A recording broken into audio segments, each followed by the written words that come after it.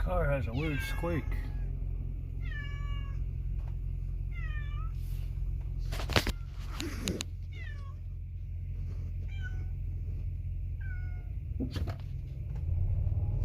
I'm going to isolate that.